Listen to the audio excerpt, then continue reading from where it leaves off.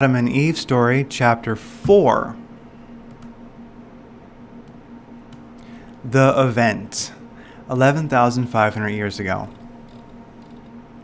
Did you ever sit down for an evening at a card table with a 1,000 piece puzzle by yourself? It takes hours and hours to put it together, doesn't it? With trial and error and patience all playing their parts. We're still trying out some of the as yet unfitted pieces in our worldwide puzzle, and we've been at the table since 1949. However, even though still not complete, it shows us a graphic representation of the Earth's picture as it was 11,500 years ago. Look at a globe of the world.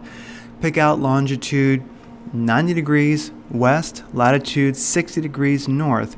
This point is in the western part of the Hudson Bay. Now hold the globe so that the spot 90 degrees west, 60 degrees north is at the North Pole on the axis of rotation.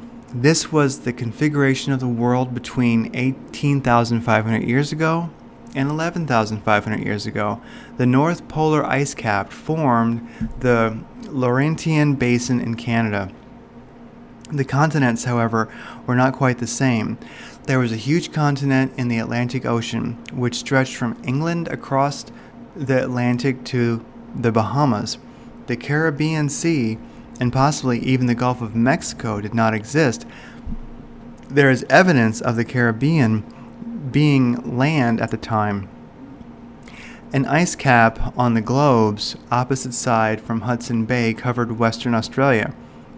And Eastern Australia was burgeoning with humans, animals, birds, vegetation, and rivers.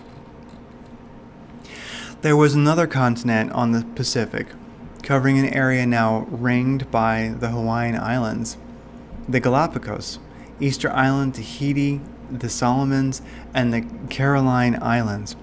Have you ever noticed the heavy sedimentary stratifications making up the top half of Diamond Head? They have the same characteristics of the strata exposed in the walls of Grand Canyon, Monument Valley, and the mysterious Canyon de Chile. The province of Ceylon held the major civilization of India. Ayodhya in northern India was the thriving capital of that country. It was then called Ayodhya. Greece, land of the Hellenes, was the home of a tall, blue-eyed, blonde race with standards of science and law unmatched to this day. The Amazon basin was an inland sea. Legends call it the Sea of Xerxes. And the mouth of the Amazon River was then a wide seagoing connection between the Atlantic and the Sea of Xerxes. The western coast of South America was not mountainous. Indications are that the prehistoric city of Tiahuanaco, Bolivia, now at 12,500 feet above sea level, was at sea level. It was a metropolis seaport with a canal system for seagoing ships, as large as any today, traversing from the Pacific to an inland sea.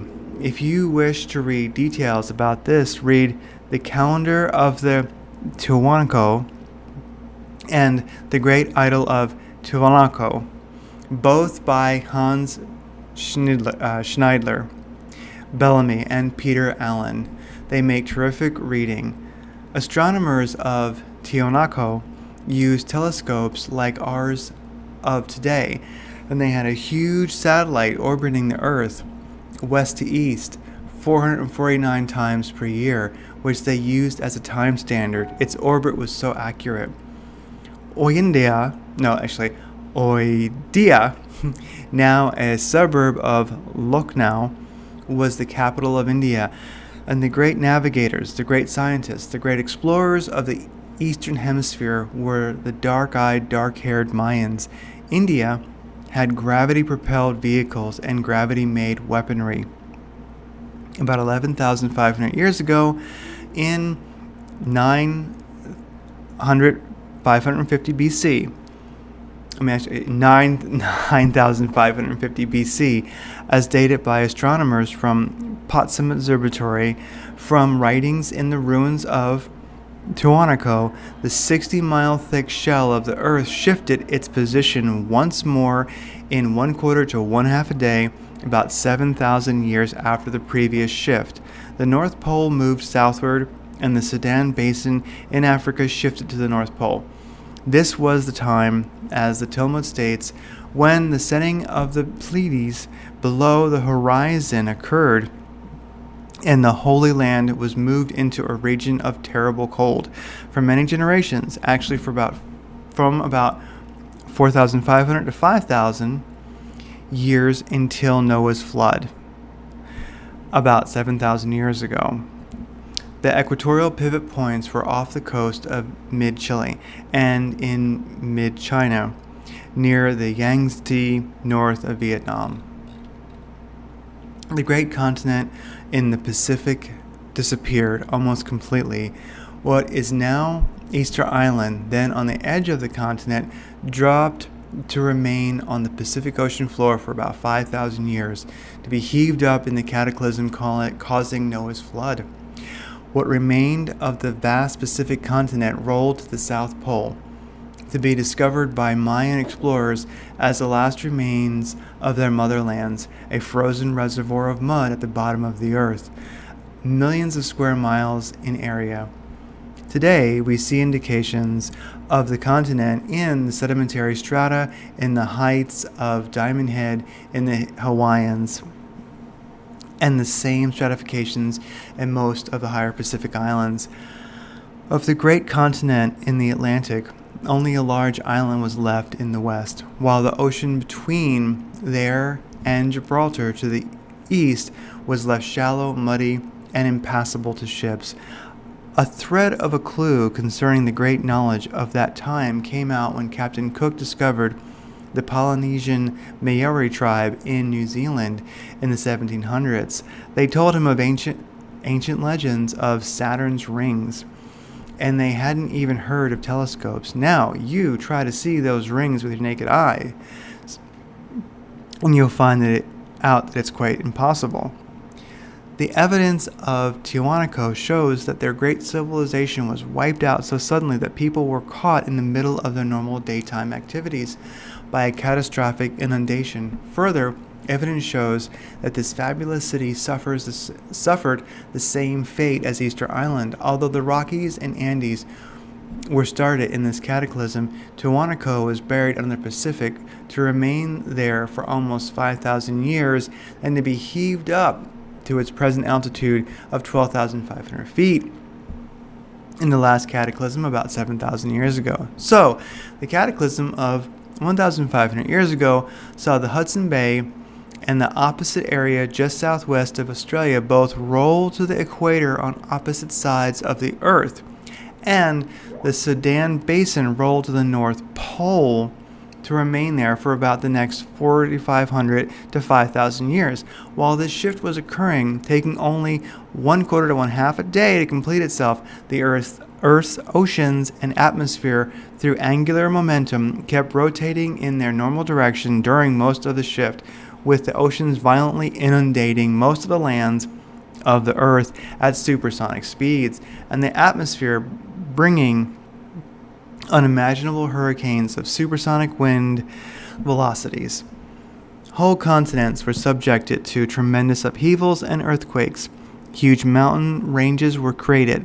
The 60-mile thick molten layer below the 60-mile thick shell of the Earth broke through the shell in places all over the world and was therefore called Earth Fire by the pitiful few who survived. Pitiful few?